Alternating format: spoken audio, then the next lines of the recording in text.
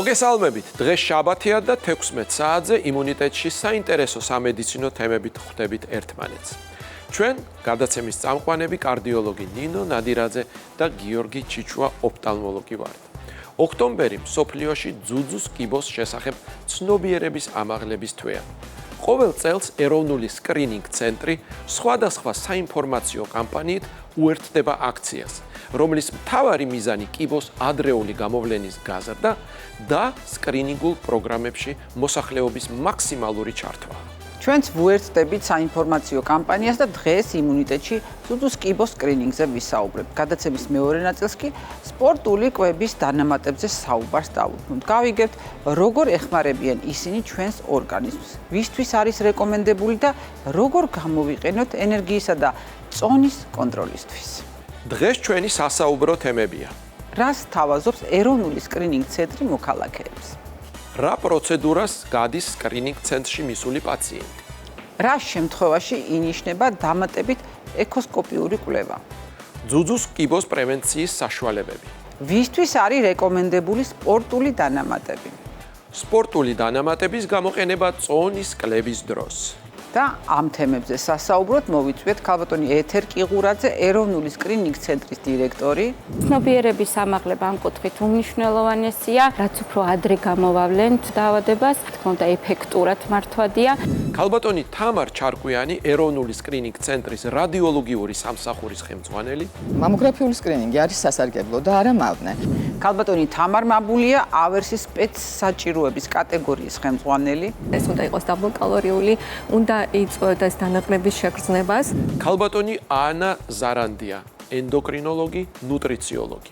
ცილებელი ამინომჟავები, კუნთოვანი მასის აღდგენისა და შენარჩუნებისთვის და სანამ სტუმრებს მოვიწვევთ, შევახსენოთ ჩვენს მაყურებელს პარტნიორების შესახებ და ჩვენი გადაცემის სპონსორია GM Pharma, რომელიც წარმოადგენს საერთაშორისო მულტინაციონალურ ფარმაცევტულ კომპანიას, რომლის მედიკამენტები და ბიოლოგიურად აქტიური საკვები დანამატები იწარმოება დასავლეთ ევროპის ქვეყნებში და საქართველოს GMP-ს სერტიფიცირებულ საწარმოებში. GM Pharma ემსახურება მათ, ვისაც ყველაზე მეტად სჭირდება.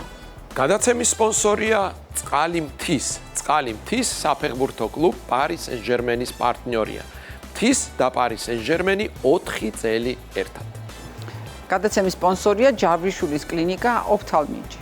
გიორგი ჯავრიშვილის საქველმოქმედო ფონდის ხელშეწყობით ოფთალმიჯის თბილისის სათაო კლინიკა საყოველთაო დაზღვევის ფარგლებში გადავიდა ამერიკული კომპანია ალკონის ბროლზე. ალკონის IQ აღიარებულია როგორც ერთ-ერთი საუკეთესო ბროლი მსოფლიოში. ახლა კი ნინა დროა მოვიწვიოთ ჩვენი სტუმრები. გთხოვთ სტუმრებს სტუდიაში. მოგესალმებით. ჩვენთან უკვე ნამყოფი ხართ, ასე რომ იგზენით თავი როგორც საკუთარ სახლში. ქალბატონო ეთერ, მოგესალმებით, მიხარია რომ აგბრძანდებით და პირველი კითხვა, როგორ უერთდება ეროვნული სკრინინგ ცენტრი ვარდისფერი ოქტომბრის, ასე ვთქვათ, უკვე ტრადიციად ქცეულ თარიღს? მოგესალმებით პირველ რიგში, მადლობა მოწვევისთვის. ვარდისფერი ოქტომბერი და ყველა ის თარიღი, რომელიც განსაკუთრებულად გამოყოფს პრობლემის არსს და ხარს უჭერს აი ამ კამპანიას, ძალიან მნიშვნელოვანია ეს თარიღები. იქიდან გამომდინარე, რომ აი ამ პერიოდში განსაკუთრებულად ხდება ყურადღების გამახვილება აი ამ შემთხვევაში ვარდისფერი ოქტომბრის შემთხვევაში ძუძუს კიბოზე, მისი პრევენციის, გარკვეულწილად პრევენციის გზებზე და ასევე მხარდაჭერა ხდება იმ პაციენტების, რომლებიც ამ დაავადებით არიან დაავადებული. ეროვნული სკრინინგ ცენტრი მთელი წლის განმავლობაში ატარებს საინფორმაციო კამპანიას, თუმცა ასეთი თარიღების პერიოდში განსაკუთრებულად გამოყოფს აი ამ პრობლემას. ქალბატონო ეთერ, ჩვენს მაყურებელს, რა თქმა უნდა, აინტერესებს კონკრეტული პრაქტიკული, ასე ვთქვათ, რჩევები და მოდით აუხსნათ ჩვენს მოსახლეობას, რა არის სკრინინგი და რატომ არის ის მნიშვნელოვანი კიბოს პრევენციისთვის? სკრინინგი, ამ შემთხვევაში კიბოს სკრინინგი არის ჯანმრთელი მოსახლეობის მასობრივი გამოკვლევა, რომელიც სტარტდება შესაბამის ასაკობრივ კატეგორიებში, გააჩნია რომელ კომპონენტზე ვსაუბრობთ და ხდება იმ ჯგუფების გამოყოფა, რისკ ჯგუფების გამოყოფა, რომლებიც საჭიროებენ დამატებით გაღრმავებულ კვლევებს. და შემდეგ თვითონ დაავადების გამოვლენა ხდება. სკრინინგის არსი არის იმაში, რომ რაც უფრო ადრე გამოვავლენთ დაავადებას, მით უფრო მეტად მარტივად მართვადია და რა თქმა უნდა ეფექტურად მართვადია. ამიტომ სკრინინგი განაპირობებს როგორც კიბოსწინარე დაავადებების გამოვლენას, ეს ერთი მხრივ რა თქმა უნდა კლინიკური თვალსაზრისით არის უფრო ეფექტური მართვის თვალსაზრისით ამ სტადიაზე გამოვლენა, ადრეულ ეტაპზე გამოვლენა და მეორე მხრივ ხარჯდეფექტური. ტარდება ჯანმრთელ მოსახლეობაში, მაშინ, როდესაც არაფერი აწუხებს ადამიანს, აი ამ ეტაპზე უნდა მიმართოს და ჩაიტაროს გამოკვლევები. ვინ აფინანსებს სკრინინგ ცენტრს? ეს ძალიან მნიშვნელოვანია, რომ სკრინინგის პროგრამა უფასოა, თუმცა უფასოა პაციენტისთვის. ამას აფინანსებს სახელმწიფო. ერთის მხრივ თბილისში რეგისტრირებულ პირებს აფინანსებს ქალაქ თბილისის მუნიციპალიტეტის მერია და თბილისის გარეთ რეგისტრირებულ პირებს დაავადებათა კონტროლის ეროვნული ცენტრი. შესაბამისად, სრულად იფარება ის სერვისები, რაც პროგრამით არის გათვალისწინებული და ნებისმიერ ადამიანს, ნებისმიერ მოქალაქეს, საქართველოს მოქალაქეს შესაბამისი ასაკობრივი ჯგუფების გათვალისწინებით, კატეგორიების გათვალისწინებით შეუძლია მიმართოს ცენტრს და მიიღოს მომსახურება. ქალბატონო ეთერ, როგორც ვიცი, წლიდან წლამდე ხდება ხოლმე ამ პროგრამის განახლება. ამაში მე ვგულისხმობ ალბათ ტექნიკური აღჭურვილობა, გარკვეული ახალი პროგრამები იქნება და ამ კუთხით რა სიახლეებს გვთავაზობთ? დიახ. პირველ რიგში უნდა ვახსენოთ, რომ საქართველოში სკრინინგის პროგრამა მოიცავს ყველა იმ კომპონენტს, რომელიც მსოფლიოში არის ხელმისაწვდომი, ეს არის ძუძუს, საშვილოს ნოსყელის, მსხვილი ნაწლავის სკრინინგი, ასევე პროსტატის კიბოს მართვის პროგრამა. რა თქმა უნდა, ერთის მხრივ სკრინინგის პროგრამის გამოწვევას წარმოადგენს მოცვის გაზრდა და რაოდენობრივი, თქვათ, მაჩვენებელი და მეორეს მხრივ აი ზუსტად ეს ხარისხობრივი მაჩვენებლების გაზრდა, რაც პირდაპირ დამოკიდებულია სამედიცინო პერსონალის კვალიფიკაციაზე და მეორე კუთხით კი აი ზუსტად მატერიალურ ტექნიკურ ბაზაზე, სამედიცინო აპარატურის განახლებაზე და დამატებაზე, რომელიც ჩვენს ცენტრში მუდმივად მიმდინარეობს. ამ ეტაპისთვის ჩვენ ცენტრებში ხელმისაწვდომია შეზღუდული შესაძლებლობის მქონე პაციენტებისთვის მომსახურება, ასევე ძალიან დიდი სიახლე გვაქვს ის, რომ ძუძუს სტერეოტაქსიული საბიოფსიე სისტემა არსებობს უკვე სკრინინგ ცენტრში, ხელმისაწვდომია საქართველოს მოქალაქეებისთვის და არა მარტო ეს სერვისი. ამას ძალიან დიდი მნიშვნელობა აქვს იმ კუთხით, რომ როდესაც სკრინინგით გამოვლენა ხდება გარკვეული პათოლოგიების, შემდეგ მისი შესწავლა, გაღრმავებული კვლევა უკვე ტარდება ზუსტად აი ამ სტერეოტაქსიული ბიოფსიის საშუალებით, რომელიც აქამდე არ იყო ხელმისაწვდომი საქართველოში და ისიც უნდა აღვნიშნოთ, რომ ასეთი მოდელის აპარატი ბევრ განვითარებულ ქვეყანაშიც არ არის, ამიტომ ჩვენ ნამდვილად ვამაყობთ ამითი და ყველაზე მთავარი, რომ ეს მივა თითოეულ მოქალაქემდე, რომელიც ამას საჭიროებს და ეს ძალიან მნიშვნელოვანია. ანუ სკრინინგ ცენტრში მოსულ პაციენტს დიაგნოსტიკის რა ეტაპები მოუწევს? ძუძუს კიბოს სკრინინგის ოქროს სტანდარტად ითვლება მამოგრაფიული გამოკვლევა. პირველ ეტაპზე ხდება მამოგრაფიული გამოკვლევა, ძუძუს ფიზიკალური გასინჯვა, შემდეგ საჭიროების მიხედვით რადიოლოგი გადაწყვეტავს მას რამ დამატებითი კვლევები ესაჭიროება, ეს იქნება ეხოსკოპიური კვლევა, ბიოფსია, წვრილნემსიანი ასპირაციული ბიოფსია და ციტოლოგიური კვლევა. თუმცა შემდგომი ეს არის სკრინინგის პროგრამა, რასაც მოიცავს, თუმცა სკრინინგის პროგრამის გარეთ უკვე დიაგნოსტიკური კვლევებიც ხელმისაწვდომია ჩვენს ცენტრში. ქალბატონო ეთერ, ჩვენ ვიცით, სკრინინგ ცენტრში არის არაჩვეულებრივი მატერიალურ-ტექნიკური ბაზა, ბრწყინვალე ექიმები, მაგრამ როგორ გავზარდოთ ნაკადი პაციენტების, ანუ მოსახლეობის. აი ეს ალბათ ძალიან მნიშვნელოვანია. კი, რა თქმა უნდა, სკრინინგის პროგრამამ თავის მიზანს რომ მიაღწიოს და მოხდეს კიბოთი გამოწვეული ავადობის და სიკვდილობის შემცირება, აუცილებელია პროგრამაში ჩართულობის მაჩვენებელი იყოს მაღალი და მიაღწიოს 60-70% და მეტსაც ზოგიერთ შემთხვევაში. ჩვენ და გასახარად აი ეს ძალისხმევა, რომელიც წლების მანძილზე ხდება ჩვენი მხრიდან, სახელმწიფოს მხრიდან, ასევე სხვადასხვა ორგანიზაციების პარტნიორი ორგანიზაციების მხრიდან მართლა გარკვეულ შედეგებზე გავყევართ. რა თქმა უნდა, ეს კიდევ არ არის საკმარისი, თუმცა მოცვის ზრდა აღინიშნება საქართველოში და ზუსტად ეს მაჩვენებლები გარკვეული ხარისხობრივი, რაოდენობრივი შეფასება შეგვიძლია ამითი პროგრამის. ცნობიერების ამაღლება ამ კუთხით უმნიშვნელოვანესია. კარგად უნდა გაითავისონ მოქალაქეებმა, რომ ვიდრე რამე შეაწუხებთ, მანამდე უნდა მიმართონ პროგრამას და ჩაიტარონ ის კვლევები, რომელსაც თავაზობს თვითონ ცენტრი და კიდევ არის რიგი ფაქტორები, რომელიც ხელს უწყობს მოცვის გაზრდას. ერთი მხრივ, რა თქმა უნდა, ეს საინფორმაციო კამპანიები, თუმცა ასევე ძალიან მნიშვნელოვანია ოჯახის ექიმების ჩართულობა და საერთოდ ზოგადად ექიმების ჩართულობა, იმიტომ რომ ექიმი რომ ურჩევს თავის პაციენტს, რომელიც სხვა მიზეზით არის მასთან მისული და რეკომენდაციას გაუწევს აი ამ კვლევების ჩასატარებლად, კიდევ უფრო მეტი ძალა აქვს პაციენტისთვის ამას. საერთაშორისო გადმოსახედიდან, აი რა დონეზე იმყოფება, რომელი გაიდლაინებით მოქმედებს საქართველოს ეროვნული სკრინინგ ცენტრი. ვართ უნისონში თანამედროვე გამოწვევებთან, მსოფლიო წამყვან ქვეყნებთან მიმართებაში. სკრინინგ ცენტრი მუდმივად ზრუნავს კვალიფიკაციის ამაღლებაზე, ერთის მხრივ ექიმების და ეს ვერანაირად ვერ გამოგვივა, თუ ჩვენ რაღაცა მტკიცებულებითი მედიცინის საფუძვლებით არ იქნება ეს ყველაფერი გამყარებული. ამიტომ ყველა კომპონენტი ჩვენთან ხორციელდება საერთაშორისო გაიდლაინების საფუძველზე.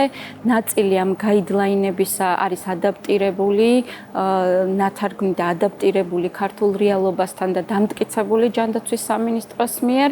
ნაწილზე მუშაობა ახლა მიმდინარეობს, რომ დამტკიცდეს ქართული, თუმცა ის მიმართულება, რომელიც ჩვენ გვაქვს აღებული, აბსოლუტურად თანხვედრაშია იმ საერთაშორისო ნორმებთან და მათ შორის ჯანდაცვის მსოფლიო ორგანიზაციის რეკომენდაციებთან, რომლითაც სარგებლობს და ხელმძღვანელობს სხვა წამყვანი ჯანდაცვის სისტემები. ქალბატონო თამარ, თქვენ როგორც რადიოლოგიური სამსახურის ხელმძღვანელი, მოდით აღწერეთ ის გზა შემოსვლიდან თქვათ დიაგნოზის დასმამდე და რა თქმა უნდა შემდეგ როგორ ხდება ამ პაციენტის დაკვალიანება. სკრინინგი ეს არის ჯანმრთელი მოსახლეობის გამოკვლევა, ამიტომ მას ჩვენ პაციენტს ვერ დავარქმევთ, ეს არის ქალი, რომელიც მოდის სკრინინგ ცენტრში და საიდან მოხდა იგი სკრინინგ ცენტრში, ან ოჯახის ექიმმა ურჩია, ან რაღაც ჩივილით მივიდა მამულოგთან, ან გაიგო რომ საჭირო არის ეს და ჩვენი საინფორმაციო კამპანიებიდან მიიღო ინფორმაცია ამის თაობაზე და მოხდა სკრინინგ ცენტრში. ჩვენ მოწვევის განსაკუთრებული მექანიზმები არა გვაქვს ახალი ნაკადისათვის, მხოლოდ უკვე ერთხელ მოხვედრილ პაციენტების მოწვევა შეგვიძლია. სხვა მხრივ, პაციენტი თავისი სურვილით და რაღაც განგებით ხვდება სკრინინგ ცენტრში. ოჯახის ექიმი ნომერ პირველია, რომელიც მას მომართავს აქეთკენს. რა ხდება სკრინინგ ცენტრში? შეხვდება ქალბატონი მამოლოგს, რომელიც კლინიკურად მას გასინჯავს, ნახავს, ხომ არა აქვს უძუში კვანძი, ხომ არა კანი დაზიანებული, დრილი ხომ არ შეიცვალა, ჩივილები ხომ არა აქვს ქალბატონს, გამოვკითხავს ოჯახურ ანამნეზს იმის თაობაზე, ხომ არ ქონდა დედას, ბებიას ან ვინმეს ოჯახში დაავადება, ანუ გენეტიკური განწყობის ფაქტორებს გამოიკვლევს და შემდეგ ქალბატონი გადადის მამოგრაფიაზე. მამოგრაფიას გადაიღებს 4 მამოგრამას, ორივე მხარეს თითო ორ მამოგრამას და სინამდვილეში სკრინინგ პროცესი ამით მთავრდება. უმეტესი ნაწილი ქალბატონებისა ამით ამთავრებს თავის ვიზიტს, ფიზიკურ ყოფნას ეროვნულ სკრინინგ ცენტრში, მაგრამ გამოკვლეული ქალების დაახლოებით 30% დაბარებული იქნება დამატებით გამოკვლევებზე. ეს ხდება მას შემდეგ, რაც პირველად რადიოლოგი ნახავს მამოგრამას ეკრანზე. თუ კი რადიოლოგი ჩათვლის საჭიროდ, რომ აქ არის რაღაც ისეთი სურათი, რომელიც საჭიროებს გაღრმავებულ გამოკვლევას, თუნდაც იმისთვის, რომ ტექნიკური ხარისხი შემოწმდეს, თუნდაც იმისთვის, რომ ზედდების სურათი იქნას თავიდან არიდებული, თუნდაც იმისთვის, რომ შედარდეს წინა გამოკვლევებს და ასე შემდეგ, რადიოლოგი მას გამოიძახებს შემდეგი კვლევისთვის. ეს არის გამოკვლეული ქალების ყველაზე მეტი 30%. ამ გამოძახებული ქალებიდან ასევე სადღაც 30% დასჭირდება კიდევ უფრო გაღრმავებული გამოკვლევა. პირველ ეტაპზე, როდესაც მოვლენ გამოკვლევას, დამატებით გამოკვლევაზე მათ შეიძლება გაიგეთონ დამატებითი სურათები და ეხოსკოპია. აი, შემდეგ სადღაც აქედან 30% შეიძლება დასჭირდეს ბიოპსია. და ან კიდევ უფრო გაღრმავებული კვლევები, ბიოპსიამდე გაღრმავებული არაინვაზიური კვლევები, თქვათ მითითებული იქნეს მათთვის, რომ საჭიროა ტომოსინთეზით კვლევა, ანუ შრეობრივი გამოკვლევა ძუძუსი, მაგნიტური ბირთვული რეზონანსი ან კონტრასტული მამოგრაფია. ძირითადად ასეთი გაღრმავებული კვლევების მითითება ხდება ჩვენი რადიოლოგის მიერაც, სკრინინგ ცენტრში არსებული რადიოლოგის მიერაც, მაგრამ შესაძლოა მოხდეს კლინიცისტის მამოლოგის მიერაც სკრინინგში დასმული დიაგნოზის და გამოტანილი დასკვნის საფუძველზე. ერთი მნიშვნელოვანი მომენტი, რომელიც გამომრჩა და სინამდვილეში არის ყველაზე მნიშვნელოვანი მომენტი ძუძუს კიბოს სკრინინგის პროგრამაში და ეს არის მისი ძირითადი კოზირი, ეს არის მეორე კითხვა რადიოლოგის მიერ. ანუ ერთი და იგივე მამოგრამას ორი რადიოლოგი ნახულობს სკრინინგის პროგრამაში.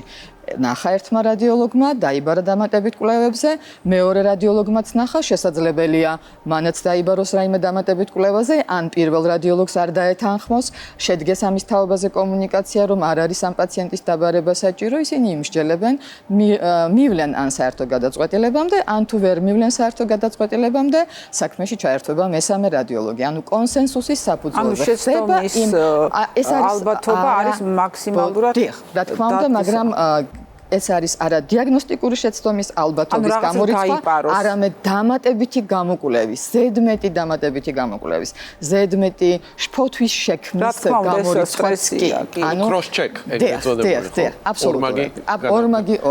ორმაგი გადამოწმება ხდება იმისთვის, რომ არც ზედმეტად მოხდეს დაბარება და არც შეცდომა გაიპაროს. იმიტომ რომ მოგეხსენებათ სკრინინგის პროგრამის ერთ-ერთი როგორ გითხრათ, ბრალდება არის ის, რომ ცოტა ზედმეტ ხომ არ ვაკეთებთ, ზედმეტ შფოთვას ხომ არ იწვევს მოსახლეობაში.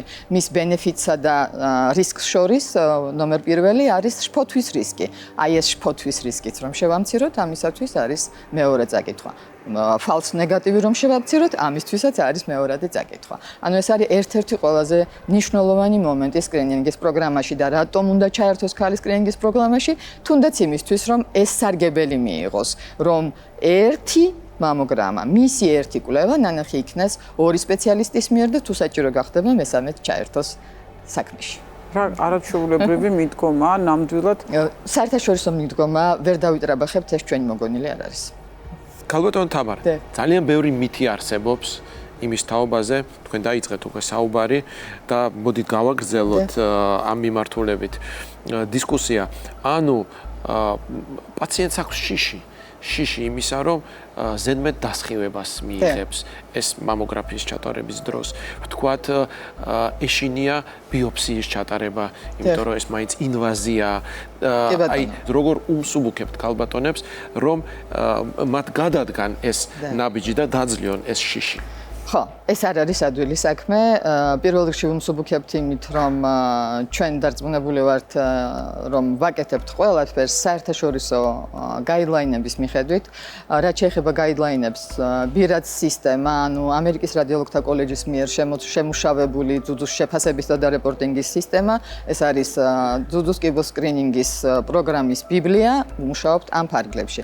შემდეგ, რა თქმა უნდა, ეს არის ევროპული გაიდლაინი, რომელიც ადაპტირებული არის ევროპის ქვეყნებისათვის და ჩვენ როგორც ევროპული ქვეყანა ვიზიარებთ ამ კონცეფციას და ყველა ნაბიჯს ვცდილობთ რომ შევთანხმოთ ამ ქმედებებს. რაკიღა დარწმუნებულები ვართ ამაში, ჩვენ ვმოქმედებთ თავდაჯერებულად, მშვიდად და პაციენტებს ძალიან საკუთარ თავში დარწმუნებულები ვუხსნით იმას, რომ რასაც ვაკეთებთ, ეს მათი სასარგებლოა. მაგალითად რა არის სასარგებლო? მამოგრაფიული სკრინინგი არის სასარგებლო და არა მავნე. იმიტომ რომ ეს რადიაციული ეს დასხივება მაიონიზებელი არ არის მისი ჯანმრთელობისთვის საზიანო, იმიტომ რომ დადგენილია, შემუშავებულია, რომ ეს არის მინიმალური დასხივება, მით უმეტეს მას შემდეგ, რაც მთელი სკრინინგული პროგრამები გადავიდა არსებითად ციფრულ ტექნოლოგიებზე, ეს დასხივება არის იმდენად დაბალი, რომ მისაღებიც კი არის ფეხმძიმე ქალების გამოკვლევა ამ კვლევით. რა თქმა უნდა, არ გვინდა ამის პირდაპირ მნიშვნელობით გაგება, დამცავი საშუალებები, როდესაც ფეხმძიმე ქალებს სჭირდებათ მამოგრაფია, ეს რა თქმა უნდა სკრინინგ პროგრამის გარეთ არსებობს ამისთვის წინსაფარი, მათ შეუძლიათ ეს გაიკეთონ, თუმცა მტკიცებულებები არის იმისი, რომ ეს არ არის მავნე. რომ თუნდაც 20 წლიან მონაწილეობას სკრინინგის პროგრამაში არ შეუძლია გამოიწვიოს იონიზაციას არ შეუძლია გამოიწვიოს ცუძუს კიბო. მილიონში ერთიო დადგენილია, როგორც ესეთი კვლევები. რაც შეეხება ბიოპსიის შესახებ არსებულ მითებს.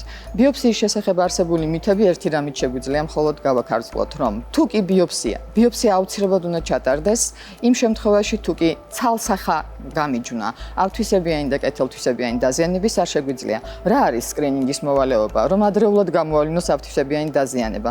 ყოველი შემდეგი ნაბიჯი თუ კი ჩვენ გვკარნახობს, რომ კი, ეძიე კიდევ და არა გაქვს პასუხი, საბოლოო პასუხი არის მორფოლოგიური პასუხი. ანუ ბიოპსიით უნდა დავადგინოთ ეს.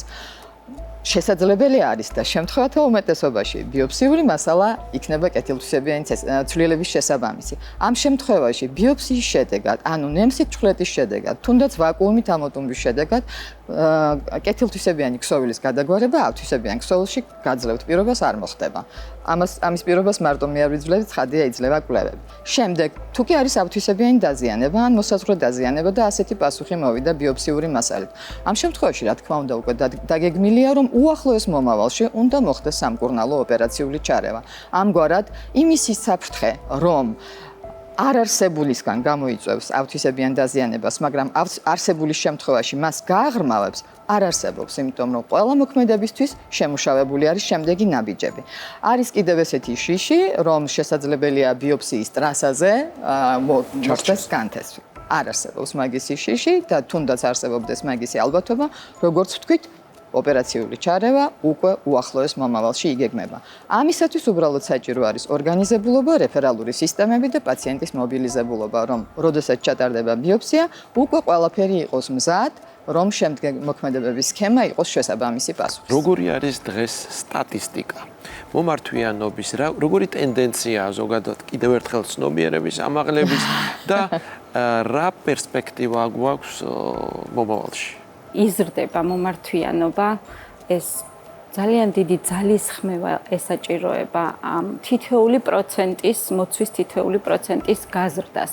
კომპლექსური ჩართვა ესაჭიროება ყველა რგოლის აბსოლუტურად, როგორც საზოგადოების, ასევე სახელმწიფო სტრუქტურების, ჯანდაცვის სამინისტროსი, ასევე საგანმანათლებლო კუთხით ჩართულობაა ძალიან მნიშვნელოვანი.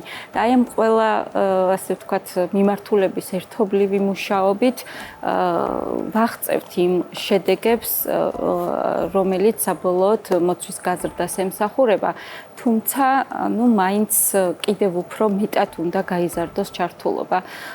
რამდენიმე პროცენტით მოცვის აწევა, გაზრდაც, აი ძალიან დიდ შრომას საჭიროებს. და ნინა, ჩვენ ისღა დაგვრჩენია, რომ კიდევ ერთხელ ხაზგასმით ვუთხრათ ჩვენს მაყურებელს, რომ დღეს ქალაქ თბილისის მერია და ჯანდაცვის სამინისტროს ყველა რგოლი არის აქტიურად ჩართული ყველა იმ ძირითად მიმართულებაში, რასაც სკრინინგ ცენტრის განვითარება ქვია, ასე რომ კიდევ ერთხელ დიდი მადლობა მათ.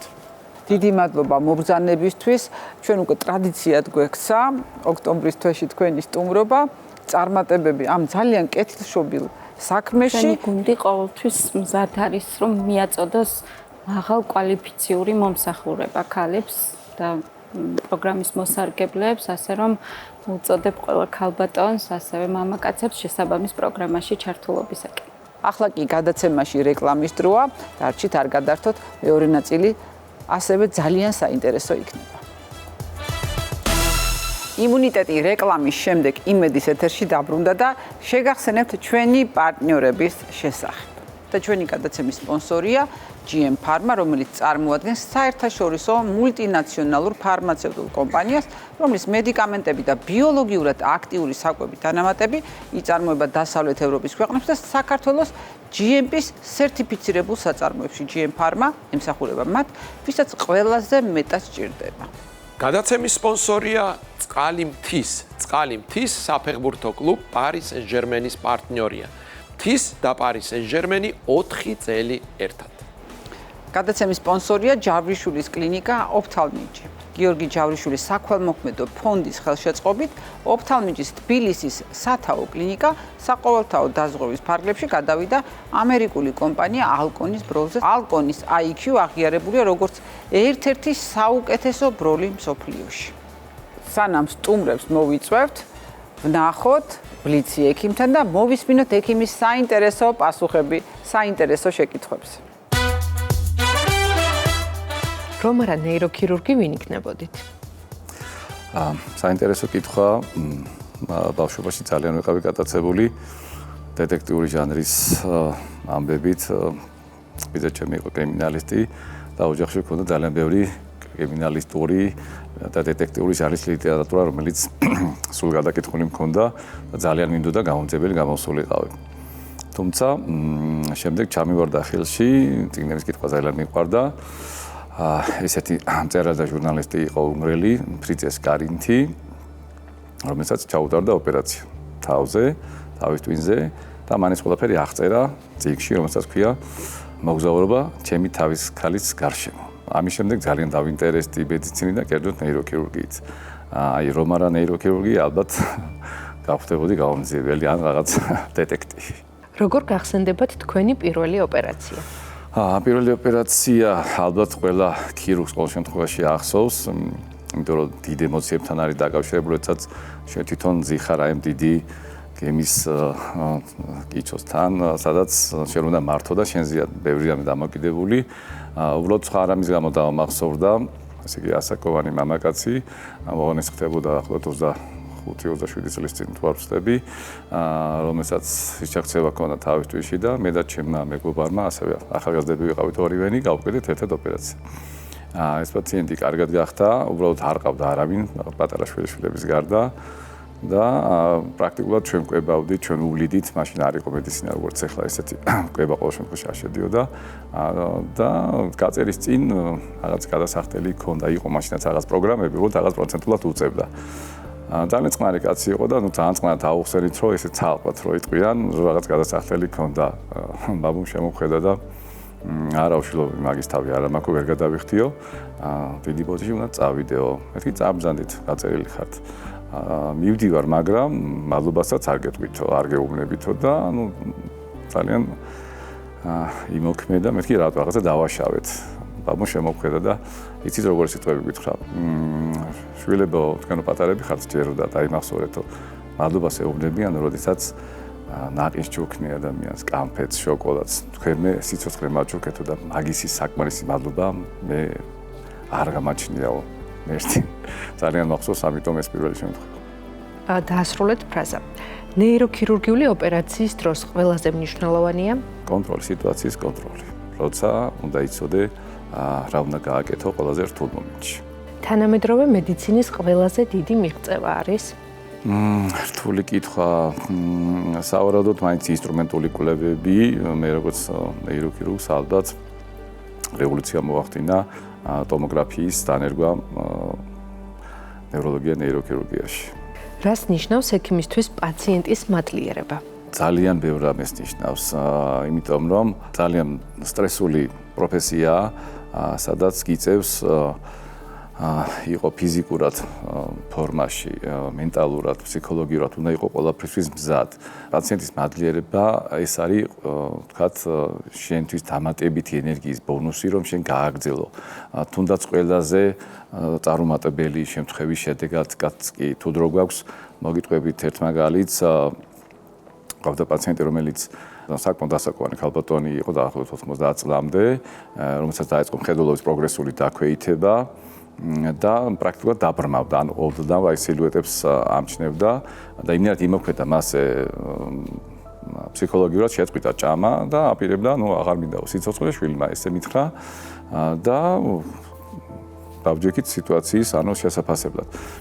უთხარ რომ ძალიან დიდი რისკი იყო ოპერაციული ჩარევა, თუმცა მითხრა რომ მითით რა ესე მაინც ცუდა დამთავრდება და სხვა გზა არ აქვს, მოკლედ შევთანხმდით ოპერაციას. ოპერაცია გავუკეთეთ, ძალიან კარგად, საკმაოდ დიდი სიმსივნე იყო ზეწოლის მხედველობის ნერვებზე. ოპერაციის მერე ქალბატონმა გამოიხედა დაუბრუნდა ნაწილობრივ მხედველობა და ეს დინამიკაში უმჯობესდებოდა. გავწერეთ ეს ქალბატონი, თუმცა მიუხედავად ამისა, მალე ალბათ 10 დღეში თუ 2 კვირაში დაამერიკა შვილმა და მითხრა რომ დაიღუპა. დაიღუპა არა სიმსივნის გამო, არამედ ალბათ ინფარქტი არ ვიცი, უკვე რაიონში იყო ქალბატონი და მითხრა უნდა ჩამოვიდე და დაგელაპარაკო. რაღაც ვიფიქრე რომ რაცა უკმაყოფილება, შეიძლება იჩივლოს მისი უფლება. ჩამოვიდა შვილი მალე და გაოცდებით, ჩამოიტანა უამრავი ძღვენი და ჩამოვიდა მადლობებით. ჩვენ ვემზადებოდით რაღაც უარყოფითი ნეგატივისთვის, ჩამოვიდა მადლობებით და ამითხრა ესეთ სიტყვები. ბუბექიმო, ეს ჩემგან მადლობა, მეთქი რისთვის?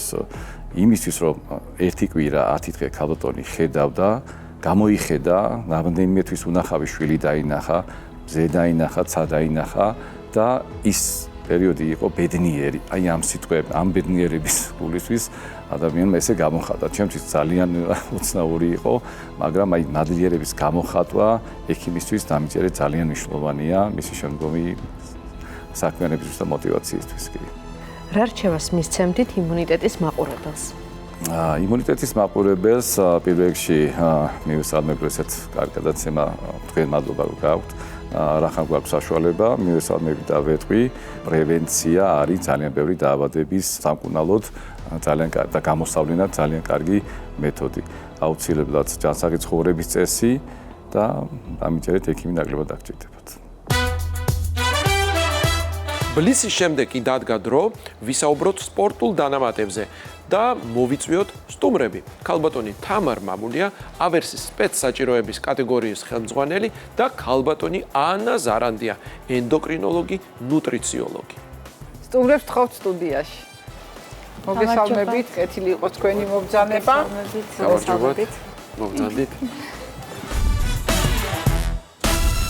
ჩემს ახალგაზრდობაში არ იყო, ასე ვთქვათ, ტრენდში ეს ჯიმში შეარული, ეს სხეულის მოვლის კულტურა მამაკაცებში თუ ის კონკრეტულად სპორტით არ იყო რაღაცნაირად დაკავებული, არა სპორტსმენი ადამიანი იშვიათად ხელზით ჩამოსათვლელი იყო, ვინც ვთქვათ, თავისი სხეულის მოვლით იყო დაკავებული ვარჯიში თუ სხვა რამ, ქალბატონებზე საერთოდ აღარ ვსაუბრობ. დღესდღეობით, რაც ძალიან კარგია და მისასალმებელია, ძალიან ბევრი ახალგაზრდა თუ არა ახალგაზრდა დაკავებულია აი ამ სპორტით, ჯანსაღი ცხოვრების წესით და ასე ვთქვათ, სხეულის ლამაზი ფორმების მისაღებათაც და თავის სულიერი მდგომარეობის გასაუმჯობესებლად. და აი ეს სხეულის ლამაზი ფორმის მისაღება და რაც შეიძლება მეტი ცილოვანი კუნთური მასის გაზრდა, მხოლოდ იმ საკვებით, რასაც ჩვენ ვიღებთ, ცოტა რთულია. აბსოლუტურად გეთანხმები, მეც გავიხსენებ ჩემს ახალგაზრდობას, ვცდილობდი, ვარჯიშობდი, მაგრამ ეს კუნთოვანი მასა არ იზრდებოდა. და დღეს საკმარისია, რამოდენიმე თვე ივარჯიშობ, პლუს ამას მიახმარო ეს დანამატები და სახეზე არის უკვე ეფექტი. და ჩვენ დღეს წარმოდგენილი გვაქვს ბრენდი Q&T-ის პროდუქცია, ძალიან საინტერესო შეფუთვით და რაღაცა ძალიან ბევრნაირია და რა არის ამ ბრენდის უპირატესობა და რომ გაგვაცნოთ აი რატომ არის აი ამდენნაირი სხვადასხვა შეფუთვა, რატომ არის საჭირო რომ ასეთი სხვადასხვანაირი იყოს ასორტიმენტი. დღეს უფრო და უფრო მეტი ადამიანი ზრუნავს ჯანმრთელობაზე, ვარჯიშობს, ჯანსაღად იკვებება და ეცებს ისეთ პროდუქციას, რომელიც უფრო მეტად გააძლიერებს მათ ძალისხმევას. სწორედ ამ დროს მნიშვნელოვანია ჯანსაღი ცხოვრების წესში ჩავრთოთ სანდო, საერთაშორისო სტანდარტების გათვალისწინებით დამზადებული სპორტული დანამატები, ისეთი როგორიც არის პრემიუმ კლასის ბელგიური ბრენდი Q&T, რომელიც უკვე 35 წელზე მეტია, ერთ-ერთი ლიდერის პოზიციას ინარჩუნებს სპორტული დანამატების საერთაშორისო ბაზარზე. პროდუქცია გადის ხარისხის მკაცრ კონტროლს. აი ეს არის საინტერესო, რამდენად გადის ეს პროდუქცია, რა დღეს არის წარმოდგენილი, რამდენად აქვს ხარისხის კონტროლი, არის ვარა კვლევები, მისი უსაფრთხოების და ასევე რამდენად არის მარგებელი და ეფექტური.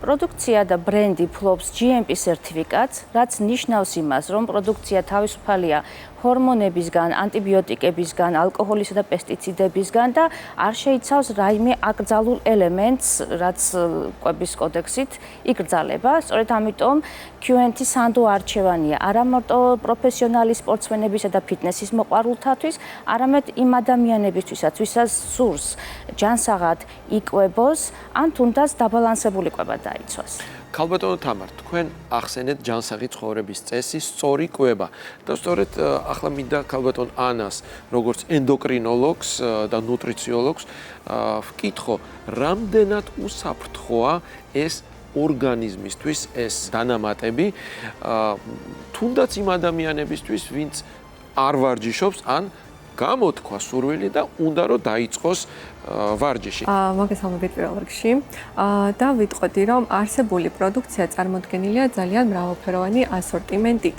შესაბამისად, ყველა როგორი ინტერესიც აქვს ადამიანს, ეს არის კუნთოვანი მასის ზრდა, ფიზიკური აქტივობა, სპორტი, თუ უბრალოდ მას უკვე აქვს დაბალანსებული სწორი კვების რაციონი და უნდა დამატებითად გაამრავალფეროვნოს მისი კვების რაციონი, ამის და მიხედვით პროდუქცია სხვადასხვა შემოთავაზებებს აძლევს ასეთ ადამიანებს. ანუ თუ დამწყებია, როგორც ეხლა იწყებს ვარჯიშს, ფიზიკურ აქტივობას, წარმოდგენილია ისეთი ფხვნილები პროტეინების სახით, რომელიც დამწყებს შეუძლია გამოიყენოს. ის ადამიანები, ვინც მეტად არიან დაკავებულები სპორტით და სხვადასხვა მიზნები აქვს სპორტში, შესაძლებელია სხვადასხვა კომბინაციების გაკეთება მსგავსი ტიპის დანამატებით. თქვენ ახსენეთ, აი ეს ადამიანები, ვინც არ ვარჯიშობენ, არსებულ პროდუქციაში არის ისეთი ხემსის ვარიანტები, რომლებიც შეგვიძლია გამოვიყენოთ როგორც სწორი, დაბალანსებული კვების, მრავალფეროვნების ერთ-ერთი ვარიანტი.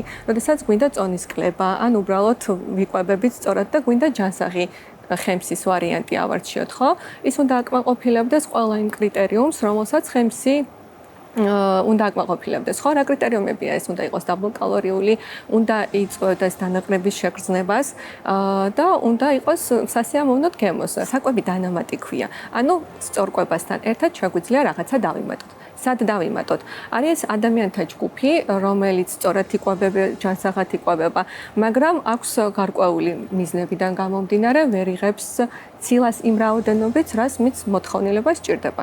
შესაბამისად, აი ესეთ ადამიანებშიც შეიძლება ალტერნატივა ვეძებოთ, რადგან ვერ იღებს იმ ცხოველურ ცილას, რომელიც მისთვის საჭიროა, იპოვოს და შეივსოს ასეთი დანამატის სახით. ქალბატონო თამარ, და მოდით თქვენ უფრო დეტალურად რომ აგვიხსნათ, აქ არის წარმოდგენილი ძალიან მრავალფეროვანი პროდუქცია და თუ შეგიძლიათ რომ აი თითოეულ მათგანზე კონკრეტულად გითხრათ, აი რა რისთვის არის, როდის შეიძლება რომლის გამოყენება.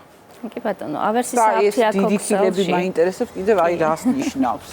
ავერსის აფთიაქოქსელში კიდევ უფრო მრავალფეროვანი ასორტიმენტია, რადგანაც აქ სტუდიაში რა თქმა უნდა ვერ დაეტეოდა და ხელმისაწვდომია უკვე ჩვენ აფთიაქოქსელში პროტეინის ფხვნილები, დამზადებული როგორც რძის შრატის, ასევე საქონლის პროტეინის ბაზაზე, რომელიც ერთ-ერთი უმაღლეს ცილად მიიჩნევა, რადგანაც სწრაფად და სრულად აითვისება ორგანიზმის მიერ და უზრუნველყოფს მაქსიმალურ შედეგს და სარგებელს, რაც შეიძლება ცილა მოუტანოს ჩვენს ორგანიზმს. ასევე პროტეინ ბარები, რომლებიც როგორც გემრიელი, ასევე ჯანსაღი ალტერნატივაა ხემსის შუალედური კვებისთვის, ასევე ცხიმის მწველი საშუალებები, საკმაოდ პოპულარული ჩვენს ბაზარზე, რომლებიც აჩქარებს მეტაბოლიზმს, ხელს უწყობს ცხიმის წვას და წონის კონტროლს. იგივე შეგვიძლია ვთქვა საკმაოდ პოპულარულ დანამატზე L-კარნიტინზე, რომელიც მონაწილეობს ნივთიერებათა ცვლის პროცესში და უწყობს ცხიმის წვას ხელს, ამავდროულად ზრდის ენერგიას და ამცირებს დაღლილობას. ასევე ენერგობუსტერები, ვარჯიშის დროს ძალიან მნიშვნელოვანია როგორც ენერგიის მომატება, ასევე გამძლეობის და ამტანობის გაზრდა და ასევე აუცილებელი ამინომჟავები კუნთოვანი მასის აღდგენისა და შენარჩუნებისთვის და ყველასთვის კარგად ნაცნობი კოლაგენი, რომელიც არა მხოლოდ ამცირებს ნაოჭებს და უზრუნველყოფს ახალგაზრდულ იერის შენარჩუნებას, არამედ აძლიერებს ძვალსახსროვან სისტემას, ამაგრებს თმას, ფრჩხილებს და ზრდის კანის ელასტიურობას და ბზინვარებას. შეიძლება გაიხსნას როგორც წყალში, ასევე რძეში კვებაში გააჩნია, რომელი დანამატი იქნება, თუმცა შესაძლებელია პროტეინის მხნილ დღესდღეობით გამოვაცხოთ კეტოპური,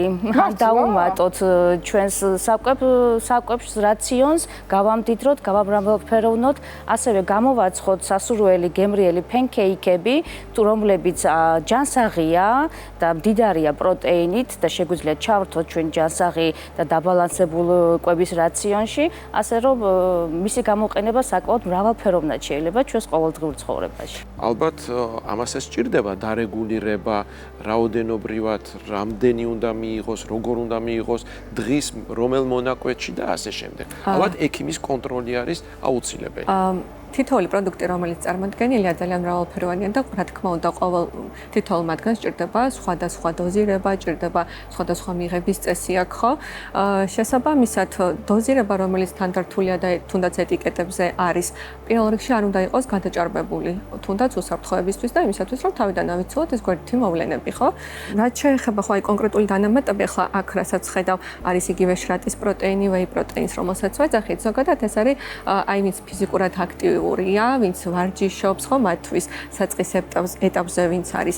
კონკრეტულად შრატის პროტეინი უფრო სწრაფი შეღწევადობით, მარტივი ათვისებით ხასიათდება. ვინც არ ვარჯიშობს? ვინც არ ვარჯიშობს, მათთვის მაგალითად არის სხვა პროდუქცია, ხო, წარმოდგენილი, როგორც არის ის პროტეინული ბარები, როგორც ხემსის ვარიანტი, ფენქეიქებისთვის განკუთვნილი არსებული ფქვილი, რომელიც შეგვიძლია, ვინც სწორ რაციონს იცავს და დაბალანსებულს, შეუძლია ჯანსაღი ფენქეიქები და გემრიელი გამოაცხადოს. ესეთი ვარიანტი თუ განიხილება, გემრიელად მივირთვი და დანამატი, რომელიც წვავს ცხიმს, მივაყოლე.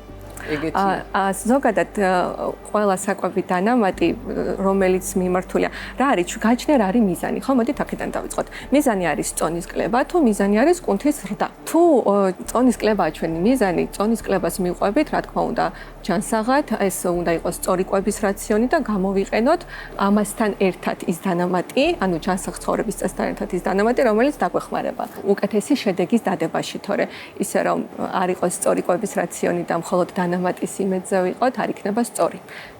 სწორი ბალანსირებული რაციონის ფონზე ეს ყველაფერი გვეხმარება მეტაბოლიზმის აჩქარებაში და უფრო მარტივი შედეგის მიღებაში. ვთქვათ, ადამიანს აქვს გარკვეული პრობლემა ცილების ათვისების, ну რაღაც გარკვეული ჯანმრთელობის პრობლემა, ხო?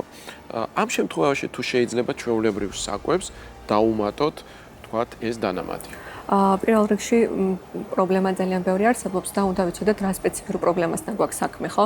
არის ზოგიერთი კუჭმაწლავის ისეთი დაავადება, ან თუნდაც შარდის გამომყოფ სისტემის ისეთი დაავადება, სადაც მეტი სპეციფიურობა და სიფრთხილე გვმართებს ნებისმიერი დანამატის გამოყენების შემთხვევაში.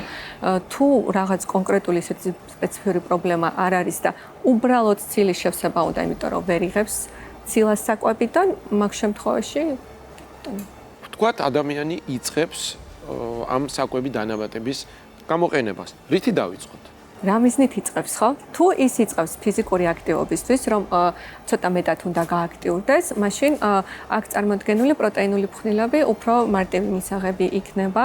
კონკრეტულად ის ვეი პროტეინი, მოკლედ ვეი პროტეინი ეს შრატის პროტეინებიც თავის მხრივ ძალიან მრავალფეროვნად არის წარმოდგენილი, მაგრამ როცა ვიწყებთ ფიზიკურ აქტივობას, ვართ დამწყები, შრატის პროტეინი, რადგან უფრო მარტივად შეიწოვება, უფრო მარტივად აითვისება, შესაბამისად ამ თვისებებიდან გამომდინარე კარგი კუნთის აღმდგენია და შეუწყობს უფრო მარტივად კუნთის ზრდას ხელს. ამიტომ დამწყებისთვის კარგი ვარიანტი იქნება შრატის პროტეინი. იმ შემთხვევაში თუ აქვს ლაქტოზას მიმართ რაღაც დისკომფორტი ან დადგენილი აუტანლობა ლაქტოზას, ხო? ამ შემთხვევაში უკეთესი ვარიანტი იქნება საქონლის პროტეინი, იმიტომ რომ შრატის პროტეინი ლაქტოზას შეიცავს. დიდი მადლობა გადაცემაში სტუმრობისთვის. ჩვენი გადაცემა დასასრულს მიუახლოვდა. ჩვენ კვლავ შევხვდებით ერთმანეთს ზუსტად ერთ კვირაში 16 საათზე, რა თქმა უნდა, იმედის ეთერში. გვიყურეთ და აიმაღლეთ იმუნიტეტი.